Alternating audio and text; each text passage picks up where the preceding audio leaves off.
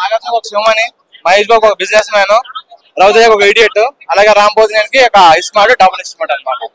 So నేను expect చేసిన దానికన్నా ఇంకా ఎక్కువ అనిపించింది. నాకు తెలిసి ఒక 10 KGF ఏకం చేసి ఎట్లా ఉంటుందో అట్లా అనిపించింది నాకు సినిమా. అట్లా లేదు, KGF అంటే ఓన్లీ యాక్షనే. సో దీనిలో యాక్షన్, కామెడీ, స్లాంగ్, ఒకటి తెలంగాణ స్లాంగ్ అయితే బాగా దించేశారు అనమాట. మేజర్ గా ఓల్డ్ సిటీ సైడ్ ఆటో వాళ్ళు ఎట్లా మాట్లాడతారు ఏంటి అనేది, ఆ నేటివిటీ అనేది రామ్ అయితే బాగా చూపించింది అనమాట.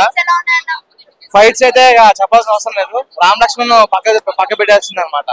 సో అంత బాగా చేస్తారు. ఇక డాన్స్ అయితే మైకిల్ జాక్సన్ లో పనికిరాడు, అట్లా చేసిన డాన్స్ అయితే. లేదు లేదు, ఆలీ గారి కామెడీ జెన్యున్ ఉంది. అంటే ఇంతకు ముందు పోగిరి అట్లా ఎట్లా పెట్టారో అలాగైతే అనిపిస్తుంది. స్టోరీగా కొంచెం సంబంధం లేదు, సంబంధం లేదు. ఇంకోటి కాస్ట్యూమ్ డిజైనర్ మాత్రం దండం పెట్టాలి. ఎందుకంటే 2 జీన్స్ ప్యాంట్లు దింపేసి ఒక జీన్స్ ప్యాంట్ చేసి చూపించడం అనేది కొంచెం ఇప్పుడు కొత్త ట్రెండ్ అయిపోతుంది అనమాట. సో అది మాత్రం కొంచెం వెరైటీగా అనిపిస్తుంది అనమాట. సో డైలాగ్స్ పరంగా చూసి నాకైతే కేసీఆర్ గుర్తొచ్చిందని చెప్పొచ్చు. అంత హైప్ కాలేదు, మన నార్మల్ ఉన్న సాంగ్స్ కూడా ఎవ్రీథింగ్ సూపర్. సినిమా గురించి పెద్దగా చెప్పాల్సిన అవసరం లేదు, కానీ సినిమా అయితే చూడొచ్చు ఒకసారి. పూరి జగన్నాథ్ అంటేనే అనేది ఆ పూరి జగన్నాథ్ గారి ఎనర్జీ లెవెల్ కి ఈ సినిమాకి సెట్ కాలేదు అనిపిస్తుంది. అంటే ఆయన తీయాల్సిన సినిమాలు వేరే లెవెల్, కానీ ఈ సినిమాకి సంబంధించి అయితే కొద్దిగా ఎనర్జీ లెవెల్ తగ్గింది అనిపిస్తుంది పూరి జగన్నాథ్.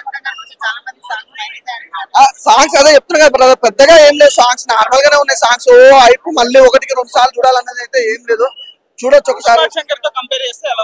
దాంతో కంపేర్ చేస్తే ఇదైతే చాలా డల్ బ్రదర్. నిజంగా పూరి జగన్నాథ్ కి ఇస్మార్ట్ శంకర్ కి డబుల్ ఇస్మార్ట్ కి చాలా అసలు సంబంధం లేకుండా పోయింది. అంటే ఈయన డైరెక్షన్ చేసిందా అన్నట్టుంది.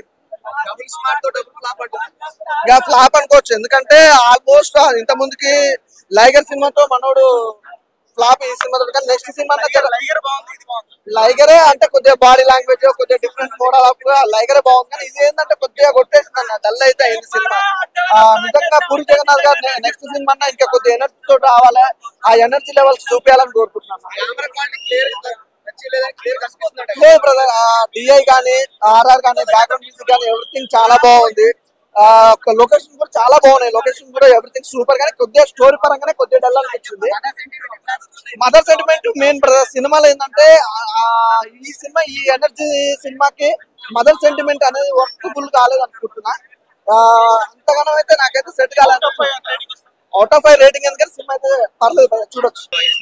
స్టోరీ లాగా ఉంటది కానీ కొంచెం కొత్తగా చూపించారు. కానీ మదర్ సెంటిమెంట్ బాగా రివీల్ చేస్తారు. బాగా మదర్ సెంటిమెంట్ అంటే మదర్ సన్ సెంటిమెంట్ బాగా మనకి రివీల్ చేస్తారు. అది మనకి బాగా కనెక్ట్ అవుద్ది. మదర్ సన్ సెంటిమెంట్ బాగా కనెక్ట్ అవుద్ది. మూవీ అయితే మనకి బాగా ఎక్సలెంట్, అంటే సాంగ్స్ గానీ ఆ స్టైల్ గానీ ఆ మాస్ మొత్తం మనకి అంటే పూరి జగన్నాథ్ డైరెక్ట్ మనకి మంచి హైలైట్ కనిపిస్తుంది. స్టోరీ పరంగా చూసుకుంటే మనకి కొంచెం అంటే అంత కొత్తగా అనిపించదు, కానీ అంటే ఇస్మార్ట్ శంకర్ రివ్యూల్ అయినట్టు అనిపిస్తుంది. కానీ మూవీ అయితే చూసుకుంటే ఓవరాల్ గా ఆ 2 సిమ్ యాక్టివేటెడ్ అయినట్టు మనకి లాస్ట్ లో ఒక ట్విస్ట్ చూపిస్తారు. ఆ ట్విస్ట్ మాత్రం హైలైట్ అవుద్ది. వాళ్ళ క్యారెక్టరైజేషన్స్ అయితే బాగా హైలైట్ చూపించారు. సీన్స్ అయితే మనకి దాంట్లో హైలైట్ ఏంటంటే ఆలీ గారు మనకి బాగా కంబ్యాక్ కామెడీ మనకి కనిపించింది.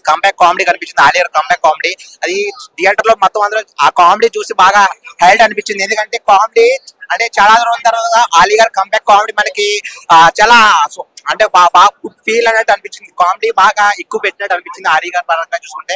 ఓది యాక్సిడెంట్ ఉంది భయ్య, కంపల్సరీ వెళ్ళి చూడొచ్చు. కానీ అంత మీకు బోరింగ్ అనిపించదు, కానీ పర్లేదు చూడొచ్చు. ఇస్మార్ట్ శంకర్ చూడొచ్చు.